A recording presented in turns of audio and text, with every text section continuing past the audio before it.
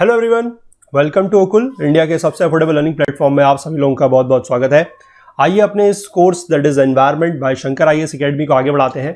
Chapter 3 में हम लोग हैं, टेरेस्ट्रियल इकोसिस्टम की बात हमारी चल रही है। पार्ट 4 में आज हम इस टॉपिक को कंटिन्यू करेंगे। ठीक है, अभी तक हम लोग इसमें टेरेस्ट्रियल इकोसिस्टम में किस तरीके से हम लोगों ने फॉरेस्ट इकोसिस्टम के बारे में जाना है, इंडिया में टाइप्स ऑफ फॉरेस्ट के बारे में जाना है, और लास्ट पार्ट में हम लोगों ने थोड़ा सा बात की थी ग्रासलैंड को लेकर। आज हम लोग बात करेंगे डेजर्टिफिकेशन को लेकर कि क्या होता है डेजर्टिफिकेशन, किस तरीके से ये चीजें होती हैं, क्योंकि ये भी एक टेरेस्ट्रियल इकोसिस्टम ही है। ठीक है, तो आगे बढ़ने से पहले मैं आप सभी लोगों से एक बार फिर से रिक्वेस्ट करना चाहूंगा कि जो इस कोर्स को फॉलो कर रहे हैं, जिनको ये वीडियो सीरीज पसंद आ रही है, वो ज्यादा से ज्यादा वीडियोस को लाइक करें, ज्यादा से ज्यादा शेयर करें, ताकि हमारे इन एफर्ट्स का, हमारे इन कोर्सेज का जो फायदा है वो ज्यादा से ज्यादा लोगों तक पहुंच सके। ठीक है, और बाकी जो लोग चैनल पे नए हैं उनसे भी मैं रिक्वेस्ट करूंगा कि अगर आप लोगों को कंटेंट पसंद आ रहा है, आप लोगों को लग रहा है कि ये कंटेंट आप लोगों के लिए किसी भी तरीके से हेल्पफुल है, तो आप लोग भी चैनल को जरूर सब्सक्राइब कर लीजिए और बेल आइकन प्रेस करना ना भूलिए, सो दैट की वीडियोस के नोटिफिकेशंस वगैरह आपसे मिस ना हो। ठीक है, चलिए स्टार्ट करते हैं आज का लेक्चर। देखिए, आज हम बात करेंगे डेजर्ट इकोसिस्टम। ठीक है, देखिए डेजर्ट क्या होता है, डेजर्ट कब फॉर्म होता है। डेजर्ट जब फॉर्म होता है जब हमारा रेनफॉल जो है, एनुअल रेनफॉल यानी कि जो सालाना बारिश है वो 25 सेंटीमीटर से कम होती है। ठीक है, यानी कि आप कह सकते हैं कि ये बहुत ही कम बारिश है।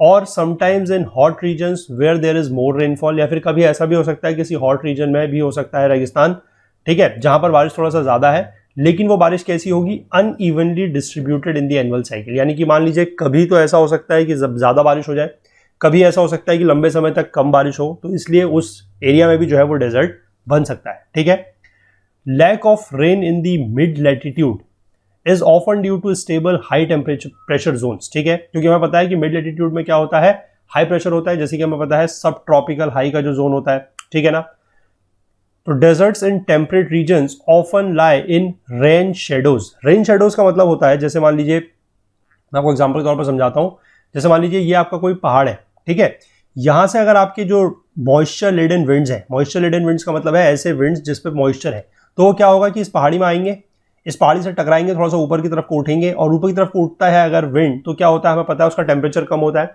और ऊपर जाके वो फिर बादल बनते हैं और कंडेंस होकर यहाँ पर बारिश हो जाएगी। ठीक है, इसी एरिया में हो जाएगी बारिश।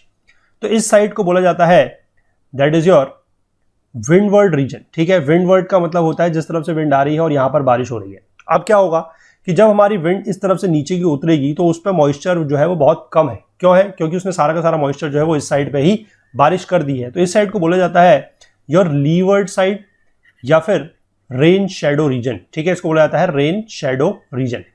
तो इसीलिए बोला गया है कि अगर हम टेम्परेट रीजन में देखेंगे तो जनरली हमारे जो डेजर्ट्स हैं वो रेन शैडो जोन जो होगा, जो रेन शैडो एरिया है, वहां पर लाई करेगा। ठीक है, that is where the high mountains block moisture from the seas. ठीक है, इस बात को आप समझ गए कि लीवर्ड साइड, विंडवर्ड साइड क्या होती है और रेन शैडो रीजन क्या होता है। ठीक, इसके बाद the climate of these biomes is modified by altitude and latitude. ठीक है, एल्टीट्यूड और लैटिट्यूड दोनों से ही जो इस एरिया का बायोम है, जो क्लाइमेट है इस बायोम का, वो मॉडिफाई होता है at high altitudes and at greater distance from the equator. ठीक है, दोनों चीज है, यानी कि हाइट भी ज्यादा है और लैटिट्यूड भी ज्यादा है, क्योंकि greater distance from the equator है। The deserts are cold. ठीक है, डेजर्ट्स कैसे होंगे? कोल्ड। तो आपको ये भी समझना है कि डेजर्ट जो है वो कोल्ड डेजर्ट्स भी होते हैं। ठीक है, सिर्फ हॉट डेजर्ट्स ही नहीं होते हैं, कोल्ड डेजर्ट्स भी होते हैं। और इक्वेटर के पास और ट्रॉपिक्स के अगर हम पास बात करें, यानी कि अगर हमारा लैटिट्यूड भी कम है और अगर हमारा लॉन्जिट्यूड, जो हमारा एल्टीट्यूड है, वो भी अगर कम है, तो फिर उस तरीफ में क्या होगा, वहां पर जो डेजर्ट्स होंगे वो कैसे होंगे? Hot deserts. ठीक है, इंडिया में जो है दोनों ही तरीके के डेजर्ट्स पाए जाते हैं। जैसे कि हमारा जो राजस्थान का जो डेजर्ट है, दैट इज जो थार डेजर्ट है, वो कैसा है? That's a hot desert. और अगर हम ऊपर चले जाएं अपने जम्मू कश्मीर के रीजन में, जहां पर हमारा लेह है, लद्दाख है, कारगिल का रीजन है, वहां पर हमारा है कोल्ड डेजर्ट। तो इंडिया में दोनों तरह के डेजर्ट्स हैं। ठीक है, चलिए आगे देखते हैं इसमें क्या दिया गया है। कुछ पेरिनियल प्लांट्स के नाम आप लोगों के बुक में दिए गए हैं, जैसे कि क्रियोसेट बुश और cactus. They are scattered throughout the desert biomes. ठीक है, क्रियोसेट बुश और कैक्टस किस तरीके का होता है? कैक्टस तो खैर आप लोगों को पता है, ठीक है, ये घर वगैरह में भी लगा होता है। तो कैक्टस के तो स्पीशीज बहुत सारी होती है। ठीक है ना, ध्यान रखिएगा कि अगर आपको इस तरीके के अलावा अगर कोई कैक्टस दिखता है तो वो कोई दिक्कत नहीं है। कैक्टस की जो है स्पीशीज या प्रजातियां जो है वो अलग अलग तरीके की होती है।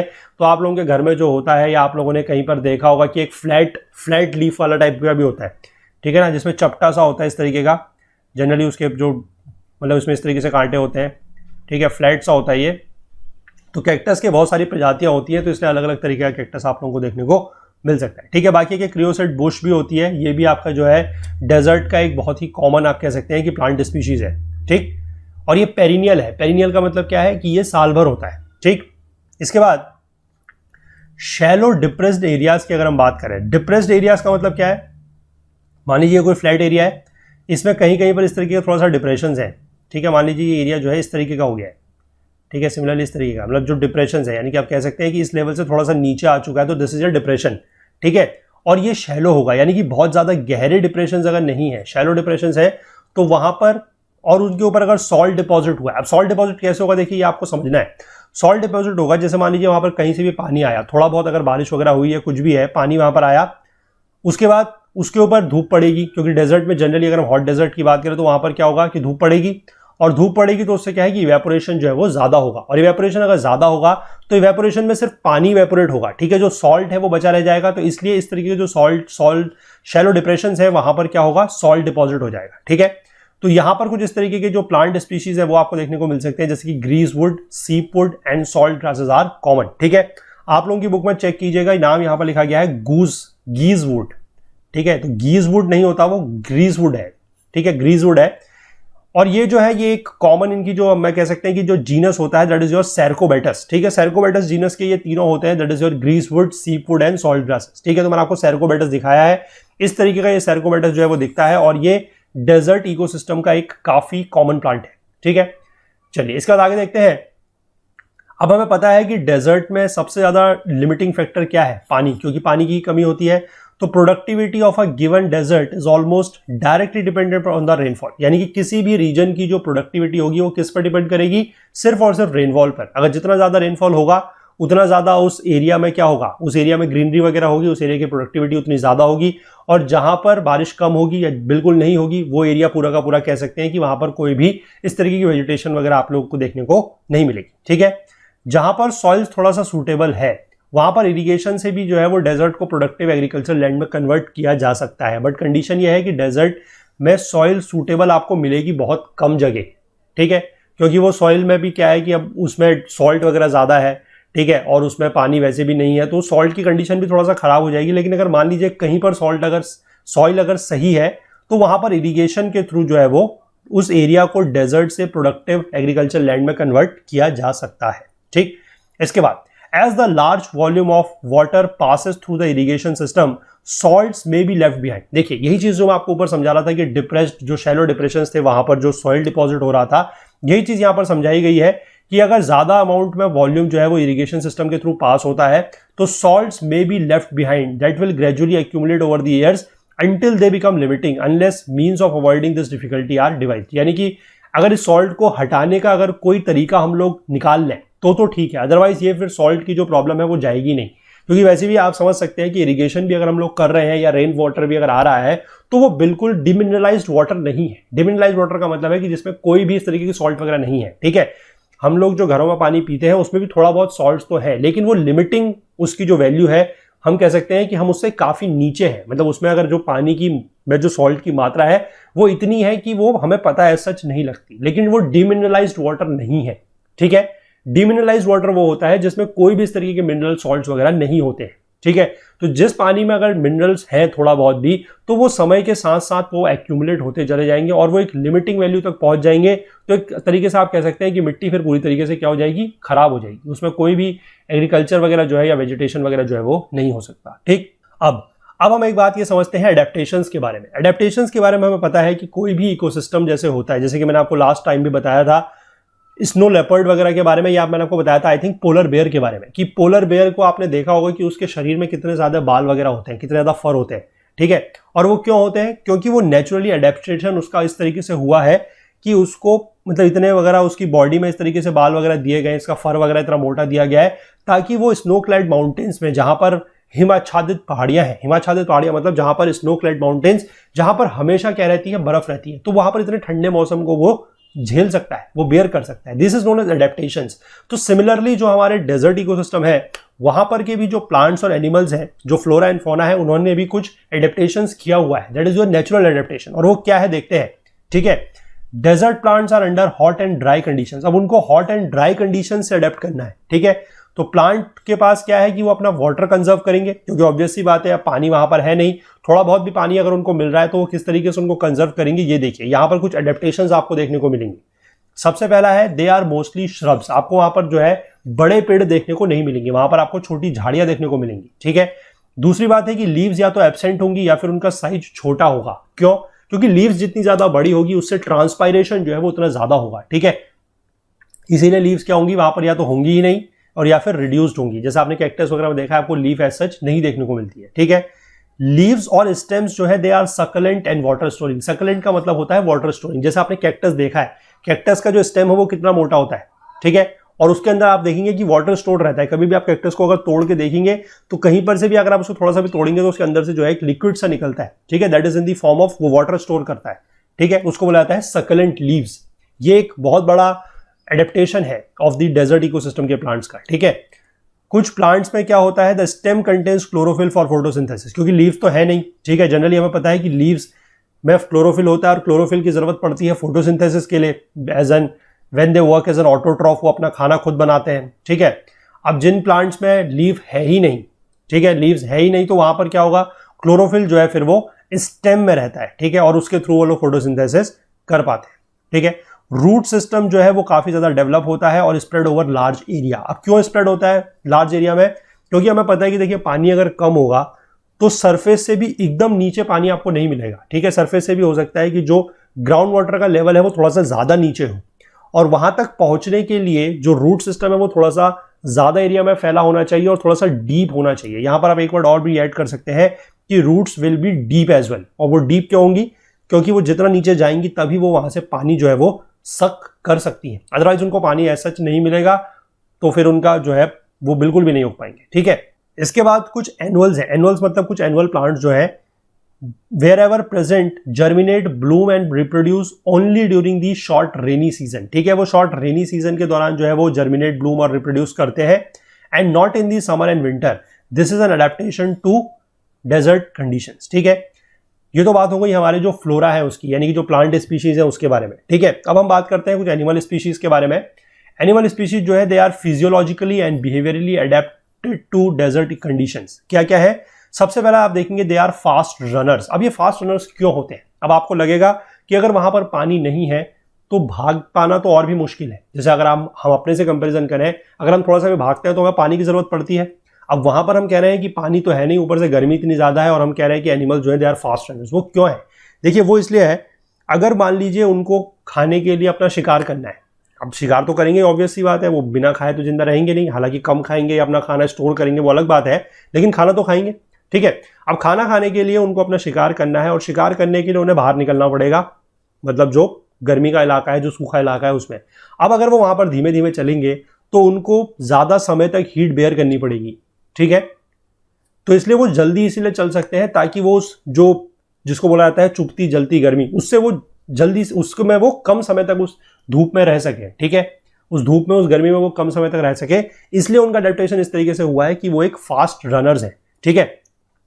और पिछले साल एक न्यूज में एक खबर आई थी कि वर्ल्ड्स फास्टेस्ट एंट्स जो है they are found racing across the Sahara. जो हमारा सहारा का डेजर्ट है वहां पर इस तरीके की जो एंट्स वगैरह थी वो पाई गई थी, ठीक है। वर्ल्ड्स की फास्टेस्ट एंट्स है। फास्टेस्ट, इनकी आप स्पीड देखेंगे तो आप जान के हैरान हो जाएंगे, ठीक है।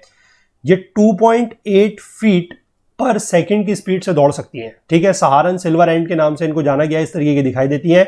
2.8 फीट पर सेकंड, यानी कि इनका जो बॉडी लेंथ है उसका 108 गुना जो है एक सेकंड में, ठीक है। और अगर इसको हम ह्यूमंस के कंपैरेटिव करें, मतलब अगर हम स्पीड अपने हिसाब से निकालें तो ये हो गई 400 माइल्स पर आवर की स्पीड। 400 माइल्स समझ सकते हैं, लगभग अगर इसकी हम बात करें तो ये 600 किलोमीटर पर आवर के आसपास बैठेगी लगभग, ठीक है। 600 किलोमीटर पर आवर के आसपास आप समझ सकते हैं कि बुलेट ट्रेन भी नहीं दौड़ती, ये उससे भी तेज है, ठीक है। तो इस तरीके की थोड़ा सा रीसेंट डेवलपमेंट्स भी आप लोग ध्यान रखें। सहारन सिल्वर एंट, स्पीड इसकी है 2.8 फीट पर सेकेंड, मतलब आप समझ सकते हैं जो आपका एक, इसको आप वैसे देखें, मतलब जनरल अगर आप इसको समझना चाहें कि कितना होता है, कि जो आपका एक स्केल होता है, ठीक है, जो बड़ा वाला स्केल होता है वो होता है 12 फीट का, सॉरी 12 इंच का, मतलब 1 फीट का, ठीक है। 1 फीट का वो स्केल होता है, तो वैसे लगभग 3 स्केल मान लीजिए, 1 सेकंड में ये 3 स्केल पार कर सकती है। तो समझ सकते हैं कितनी तेज है, ठीक है। मतलब स्पीड आप समझ सकते हैं कि 600 किलोमीटर पर आवर, मैं कह रहा हूं कि बुलेट ट्रेन से भी तेज, ठीक है। तो ये एक बहुत ही कॉमन रीसेंट डेवलपमेंट है जो लास्ट ईयर न्यूज में आया था 2019 में अक्टूबर के आसपास, ठीक है, तो इस चीज को भी आप थोड़ा सा नोट डाउन कर सकते हैं, हो सकता है कि इस तरह के क्वेश्चंस भी आप लोगों से पूछे जाए। ठीक है, चलिए आगे देखते हैं। जो दूसरा अडेप्टेशन है वो ये है कि they are nocturnal in habit. Nocturnal का मतलब होता है कि ये रात्रि यानी कि रात में ये लोग जो है जागते हैं। ठीक है, रात में ये लोग जागते हैं जनरली, और दिन में ये लोग क्या है कि सोते हैं। ठीक, और वो ऐसा क्यों है? ताकि वो जो दिन के टाइम पे जो सूरज की गर्मी है उससे बच सके। They conserve water by excreting concentrated urine. ये कंसंट्रेटेड यूरिन एक्सक्रीट करते हैं। कंसंट्रेटेड यूरिन का मतलब है कि जिसमें वाटर की अमाउंट कम होती है और सॉल्ट्स की अमाउंट जो है वो ज्यादा होती है, क्योंकि उनको पानी बचाना है। ठीक है, वो ज्यादा पानी एक्सक्रीट नहीं कर सकते, तो ये भी इनका एक एडेप्टेशन है।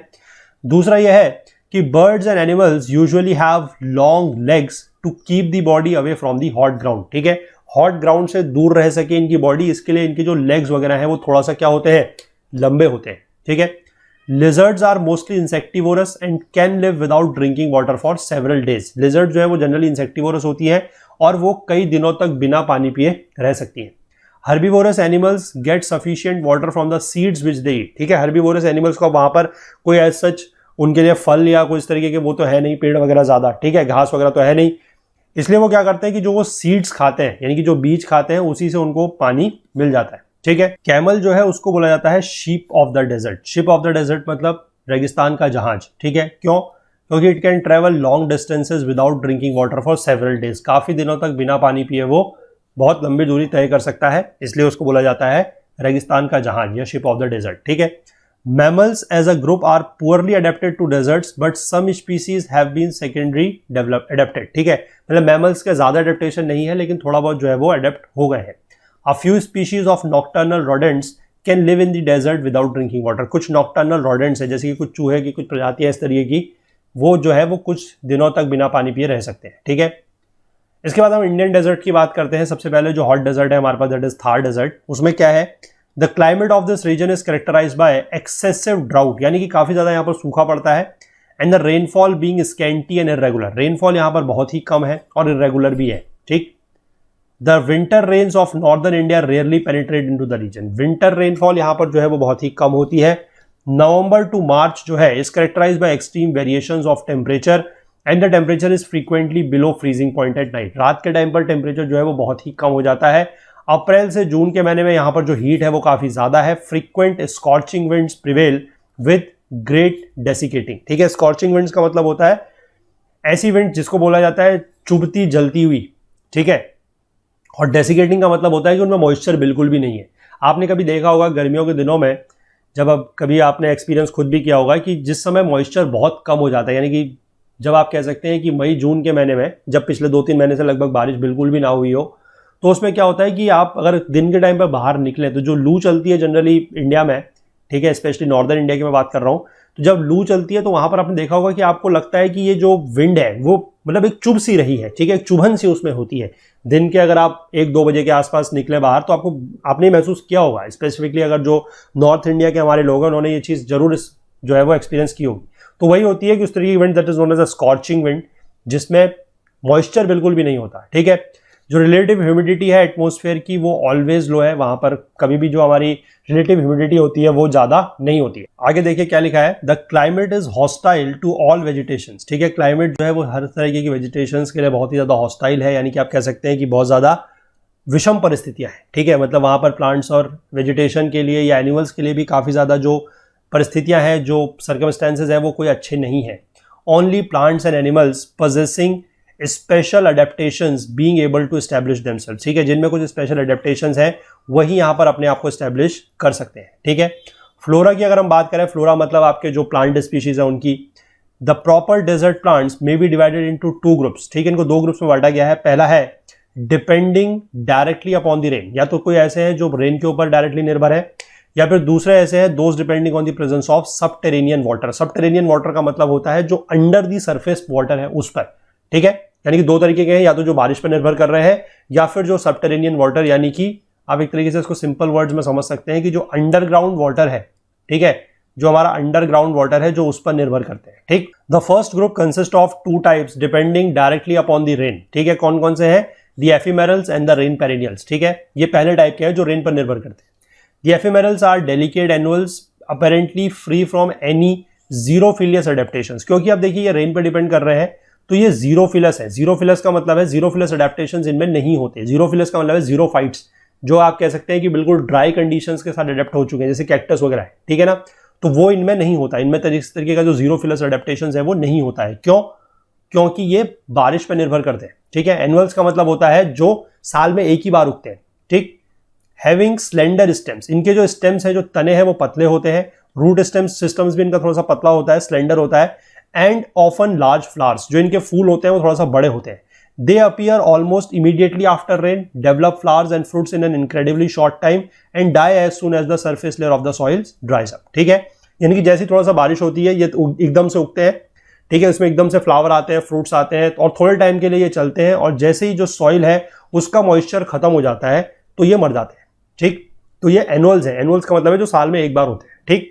जो दूसरे हैं that is your perennials. Perennials का मतलब होता है जो साल भर होते हैं। Perennials are visible above the ground only during the rainy season, ठीक है। ये रेनी सीजन में ही जो है मिट्टी के बाहर दिखते हैं, लेकिन इनका जो अंडरग्राउंड स्टेम वगैरह है वो हमेशा रहता है, ठीक है। पेरिनियल अंडरग्राउंड स्टेम मतलब जमीन के अंदर ये हमेशा रहते हैं, लेकिन ये बाहर तभी जनरली दिखते हैं जब बारिश होती है, ठीक। तो दे आर योर पेरिनियल्स, ठीक।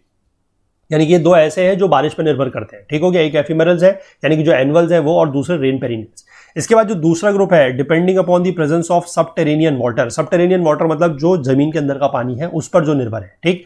By far the largest number of indigenous plants are capable of absorbing water from deep below the surface of the ground by means of a well developed root system. ये मैंने आपको फिर से बताया कि जो root system है वो डेवलप्ड होना जरूरी क्यों है, ताकि जितना नीचे भी ग्राउंड वाटर होगा उसके लेवल से ये पानी को सक कर सकते हैं, ठीक है। और वो तभी कर सकते हैं जब इनका रूट सिस्टम जो है वो काफी ज्यादा डेवलप होगा।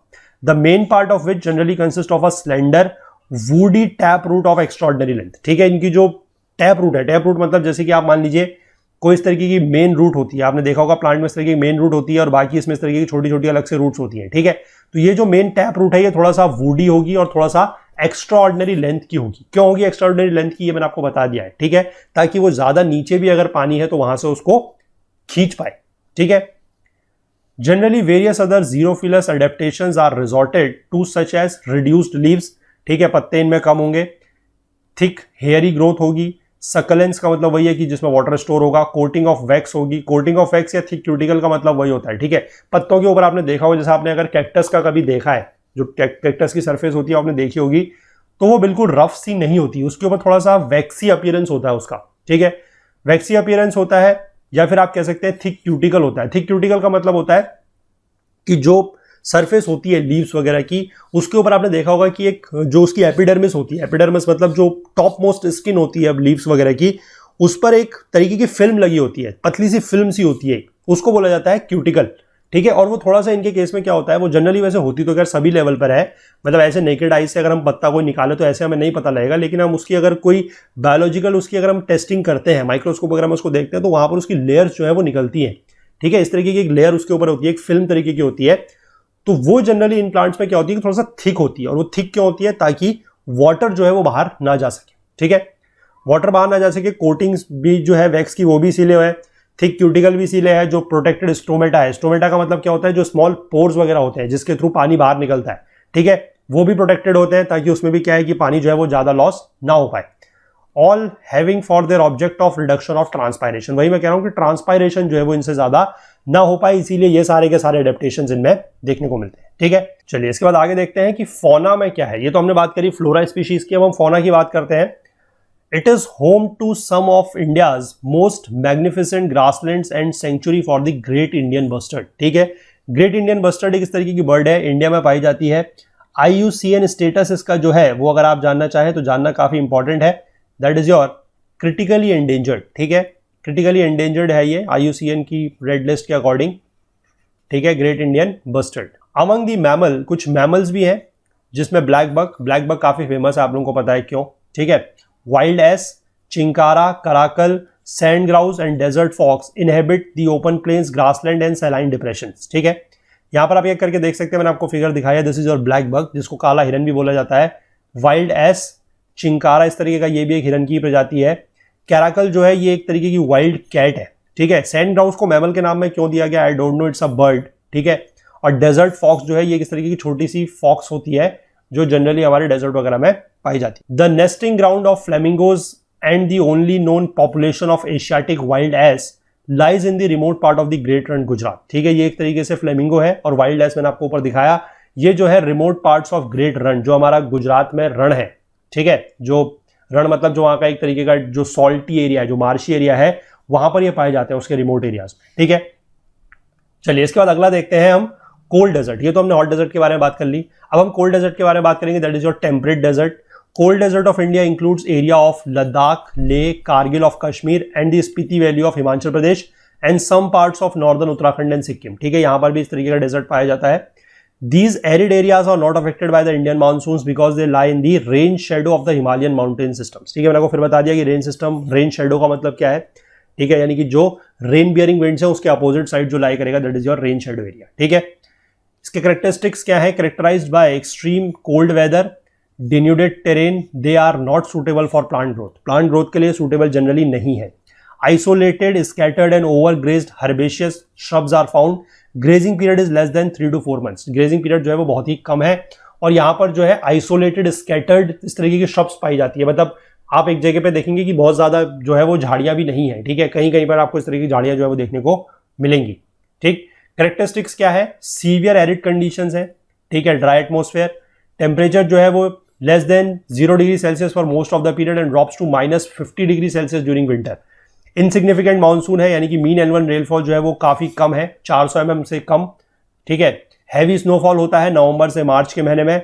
सॉइल टाइप कैसी है? सैंडी टू सैंडी लोम। ठीक है, सैंडी सॉइल क्या होती है? जिसके पार्टिकल्स काफी छोटे होते हैं, ठीक, सॉरी बड़े होते हैं, और लोम क्या है? जो बीच के होते हैं। इसके बाद जो तीसरा आता है दैट इज क्ले, क्ले के पार्टिकल सबसे छोटे होते हैं। ठीक, इनके जो सॉइल का पीएच होता है that is neutral to slightly alkaline. Alkaline का मतलब है कि पीएच 7 से ज्यादा होगा। ठीक है, न्यूट्रल का मतलब होता है 7। ठीक, सॉइल न्यूट्रिएंट क्या है कि इनमें जो है ऑर्गेनिक मैटर काफी कम है, यानी कि इसमें आप कह सकते हैं कि जो ह्यूमस वगैरह है वो काफी कम होगा। Soil has low water retention capacity, soil जो है वो वाटर को रिटेन भी नहीं रख सकती। विंड इरोजन यहाँ पर बहुत ज्यादा कॉमन है। Narrow growing period mostly during the summer, क्योंकि सर्दियों में तो क्या है कि बहुत ज्यादा ठंडी है। ठीक है, बर्फ वगैरह ज्यादा पड़ती है, तो जो इसकी सॉइल वगैरह है वो परमानेंटली फ्रीज हो जाती है, तो उस समय पर ग्रोइंग पीरियड नहीं है। ग्रोइंग पीरियड इसका जनरली है समर्स के टाइम पे। ठीक है, due to aforesaid extreme cold conditions, growth of vegetation is slow and of stunted nature. ठीक है, वेजिटेशन जो है वो काफी स्लो है और शंटेड नेचर का है। शंटेड मतलब है कि कम है, यानी कि आप देखेंगे कि बहुत बड़े बड़े पेड़ वहां पर आपको देखने को नहीं मिलेंगे। ठीक, इसके बाद हम बायोडाइवर्सिटी की बात कर लेते हैं।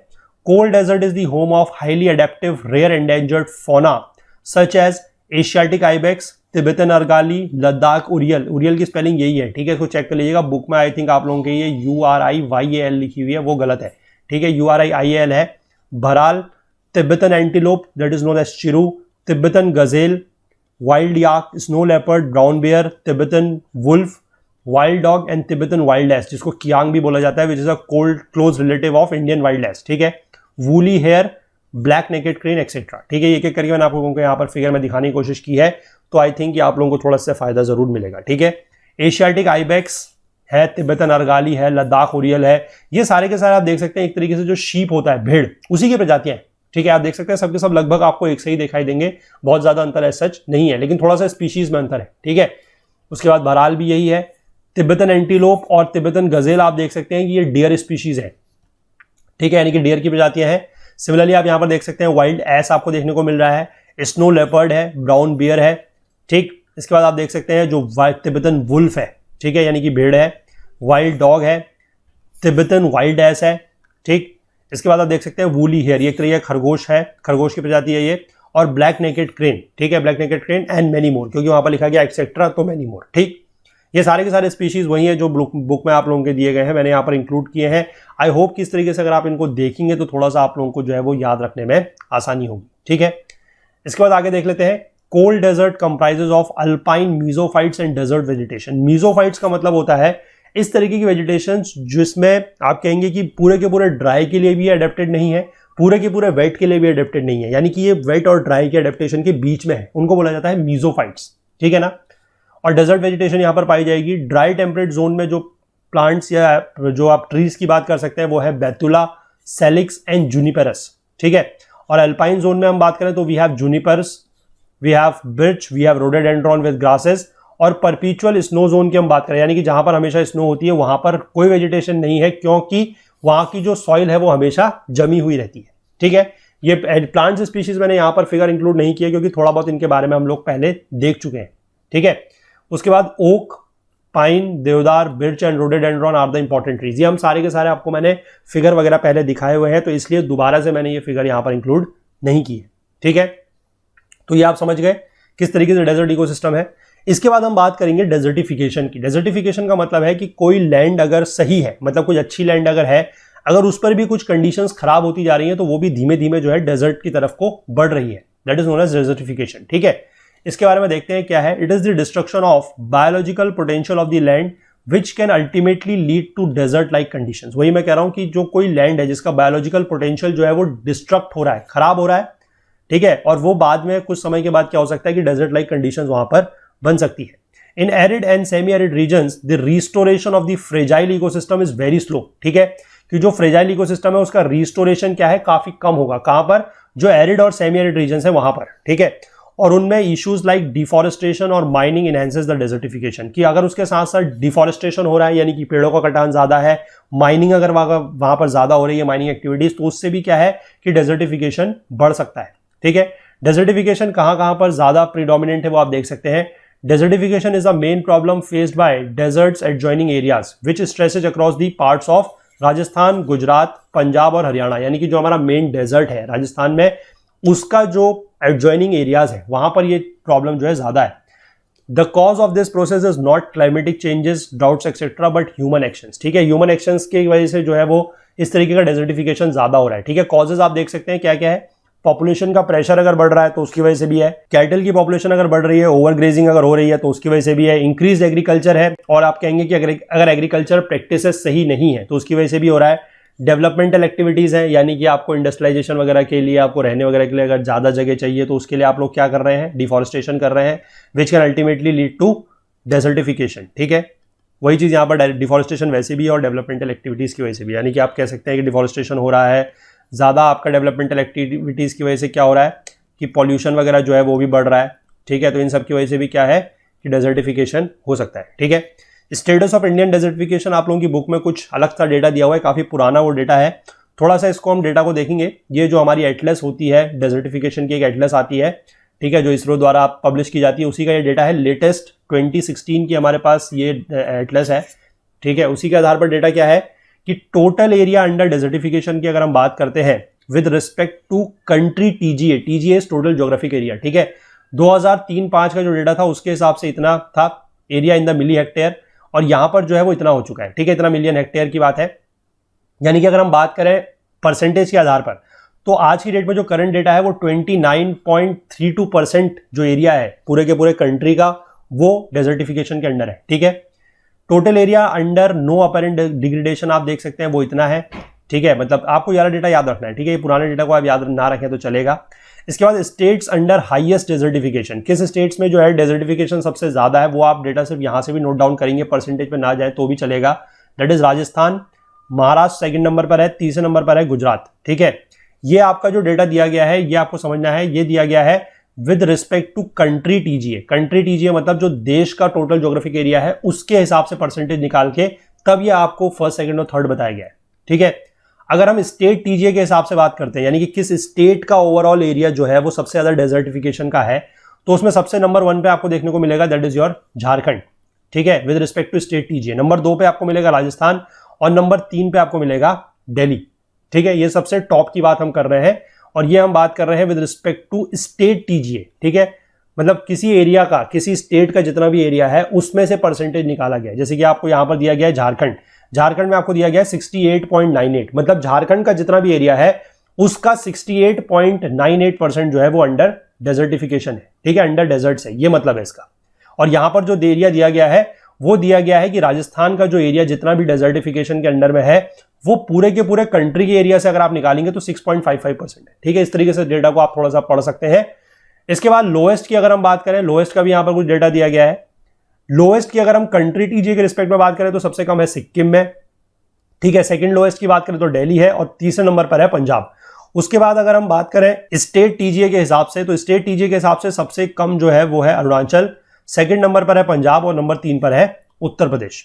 ठीक है, अगर हम क्यूमुलेटिव चेंज की बात कर रहे हैं तो 2003 और 5 का जो डेटा है, ठीक है, ये 2003 और 2005 का जो डेटा है उसके कंपैरिजन में 2011-13 में आप देख सकते हैं कि 1.87 मिलियन हेक्टेयर जो एरिया है वो बड़ा है। ठीक है, यानी कि एरिया के हिसाब से अगर हम परसेंटेज की बात करें तो 0.57 जो एरिया है वो बड़ा है। ठीक है, तो ये जो है डेटा आपको थोड़ा सा याद रख सकते हैं। आपको ये परसेंटेज थोड़ा सा ये वाली याद रखनी है। ठीक है, कि इतना अभी का डेटा है, परसेंटेज के हिसाब से ये है, कंपैरेटिव टू लास्ट आप ये याद रख सकते हैं। ये दो डेटा जो यहाँ पर लास्ट में दिए गए ये याद रख सकते हैं। और बाकी आपको जो चीज याद रखनी है वो सिर्फ और सिर्फ ये है। ठीक है, कि स्टेट्स के नाम आप लोग याद रख लीजिएगा कि हाईएस्ट कौन सा है with respect to country TGA, with respect to state TGA, और लोवेस्ट कौन सा है, बस। ठीक है, अगर आप दो भी याद रखेंगे, तीन भी याद रखेंगे तो काफी है। इससे ज्यादा आप लोगों से एग्जाम में कभी भी नहीं पूछा जाएगा। ठीक है, जो बुक में आप लोगों के डेटा दिया हुआ है वो काफी पुराना है और उसमें सिर्फ 1-2 लाइन में चीजें समझाई गई हैं, तो हमने इसको थोड़ा सा और ज्यादा कॉम्प्रिहेंसिव तरीके से जो डेटा है वो यहां पर देख लिया। ठीक है, इसके बाद कंट्रोल मेजर्स की बात करते हैं। एक इस तरीके की कन्वेंशन है, that is United Nations convention to combat desertification, that is UNCCD। ठीक है, इंडिया उसका सिग्नेटरी है। The national action program for combating desertification prepare किया गया है 2001 में to take appropriate action in addressing the problems of desertification. ठीक है, some of the major programs currently implemented that address issues related to land degradation and desertification are. क्या क्या ऐसे major programs हैं? इंटीग्रेटेड वाटरशेड मैनेजमेंट प्रोग्राम, ठीक है, national afforestation programme, national mission for green India, the Mahatma Gandhi national rural employment guarantee scheme, soil conservation in the catchment of river valley project and flood prone river, national watershed development project for rainfed areas, desert development programme, fodder and feed development scheme, that is component of grassland development including grass reserves, command area development, watershed, water management programme etcetera. ठीक है, ये सारे के सारे कुछ ऐसे programmes हैं जो UNCCD के अंतर्गत चल रहे हैं, मतलब उसके जो एक्शंस लेने की बात की गई है उसके अंडर में ये प्रोग्राम्स चल रहे हैं। ठीक है, इसके बाद एफॉरेस्टेशन जो है वो कितना जरूरी है ये भी हमें पता होना चाहिए। एफॉरेस्टेशन का मतलब है कि किसी एरिया में पेड़ वगैरह को लगाना, अगर वो नहीं है तो। ठीक है, डेजर्ट रीजन जो हमारे राजस्थान, गुजरात, हरियाणा, पंजाब और ट्रांस हिमालयन रीजन के हैं, ठीक है, जहां पर हमने कोल्ड डेजर्ट की बात करी, वहां पर वेजिटेशन काफी कम है। People require firewood, timber and fodder for their domestic consumption and live stock. ठीक है, उनको अपने डोमेस्टिक कंजम्पशन के लिए फायरवुड और टिम्बर की जरूरत पड़ती है, लाइव स्टॉक के लिए उनको फॉडर, चारे की जरूरत पड़ती है। तो presence of vegetation prevent the soil erosion and modifies the hostile climate. ठीक है, अगर वेजिटेशन होगा तो उससे सॉइल इरोजन भी कम होगा और उससे जो एक्सट्रीम हॉस्टाइल क्लाइमेट है, हॉस्टाइल क्लाइमेट मतलब मैंने आपको भी बताया कि जो बिल्कुल ही आप कह सकते हैं कि एडवर्स क्लाइमेटिक कंडीशन है वो भी थोड़ा सा मॉडिफाई होगी। इसलिए जो डेजर्ट एफॉरेस्टेशन है is inevitable in order to modify the climate, desertification and to meet the demands of people living in that region. तो इसलिए एफॉरेस्टेशन जो है वो काफी ज्यादा जरूरी है, उससे थोड़ा सा क्लाइमेट भी मॉडिफाई होगा, डेजर्टिफिकेशन कम होगा और जो उस क्षेत्र में या उस रीजन में रहने वाले लोग हैं उनकी इस तरीके की डिमांड्स वगैरह जो है फायरवुड की, टिम्बर की, उनके लाइव स्टॉक्स के लिए फॉडर वगैरह की, ये जरूरतें भी अच्छे से पूरी हो सकती है। ठीक है, तो ये चैप्टर यहीं पर कंप्लीट होता है। आपकी बुक में जो है इसके नीचे एक ISFR की जो रिपोर्ट है, यानी कि जो फॉरेस्ट रिपोर्ट को लेकर है, वहां पर कुछ चीजें दी गई हैं। ठीक है, वो 2017 की रिपोर्ट है, इसलिए मैंने उस पार्ट को बिल्कुल छोड़ दिया है। मैं आप लोगों को फिर से बताऊंगा कि हमारे पास जो है 2019 की जो रिपोर्ट है ISFR की, उसको लेकर पूरी की पूरी वीडियो सीरीज बनी हुई है। ठीक है, जिसका लिंक आपको ऊपर यहां पर भी देखने को मिल जाएगा, यहां से भी आप उसको देख सकते हैं। ठीक है, यहां पर ऊपर आपको लिंक देखने को मिल रहा है, आप यहां से भी इसको देख सकते हैं। अदरवाइज आप नीचे डिस्क्रिप्शन बॉक्स में भी इस पूरी की पूरी प्लेलिस्ट का लिंक दिया हुआ है, वहां से भी जाके आप इसको एक्सेस कर सकते हैं। ठीक है, 10 वीडियोस की ये पूरी की पूरी सीरीज है। मैं फिर से आप लोगों से रिक्वेस्ट करूंगा कि उस सीरीज को आप लोग एक बार जरूर देख लें। ठीक है, उसमें भी काफी ज्यादा चीजें जो है हमने मतलब बहुत अच्छे से उस पूरी की पूरी रिपोर्ट को कवर किया हुआ है और साथ में आप लोगों को समरी भी जो है वहां से डाउनलोड करने को मिल जाएगी। ठीक है, तो उस रिपोर्ट को आप लोग जरूर देख लें और वो रिपोर्ट काफी इंपॉर्टेंट है। अगर यहां पर से मतलब एनवायरमेंट से रिलेटेड भी उसमें क्वेश्चंस आ सकते हैं या फिर वो रिपोर्ट से ही मैं कहूं तो अपने आप में जो है क्वेश्चन जरूर बन सकता है। ठीक है, बाइनियल रिपोर्ट होती है, अगली रिपोर्ट 2021 में पब्लिश होगी, तो 2019 की जो रिपोर्ट है उससे इस साल 2020 में जो एग्जाम होने वाला है उसमें भी क्वेश्चन आएंगे, 2021 में भी जो एग्जाम होने वाला है उससे भी क्वेश्चन आएंगे। तो इसलिए प्लीज उस रिपोर्ट को आप लोग जरूर फॉलो कर लीजिए। ISFR की रिपोर्ट है, that is India state of forest report, published by FSI, that is forest survey of India. ठीक है, तो उस रिपोर्ट को आप लोग जरूर देख लीजिए, उसका लिंक जो है आप लोगों को मिल जाएगा, नीचे डिस्क्रिप्शन बॉक्स में भी मिल जाएगा। यहां पर ऊपर आप आई बटन को क्लिक करके भी उस लिंक पे पहुंच सकते हैं और वहां से इस पूरी की पूरी वीडियो सीरीज को आप देख सकते हैं। ठीक है, चलिए, तो चैप्टर कंप्लीट होता है। अब कल के लेक्चर से हम लोग जो है अपना जो चौथा चैप्टर है that is about the aquatic ecosystem उसको स्टार्ट करें। तो कंटेंट रिलेटेड अगर आपको कोई भी डाउट होता है तो आप हमारा टेलीग्राम का जो ग्रुप है that is Okul GS UPSC discussion forum उसको ज्वाइन कर सकते हैं। उसका लिंक नीचे डिस्क्रिप्शन बॉक्स में भी दिया हुआ है, और या फिर आप टेलीग्राम में इसको सर्च करके भी ज्वाइन कर सकते हैं। ठीक है, कोई भी कंटेंट रिलेटेड डाउट है वो आप यहाँ पर पूछ सकते हैं।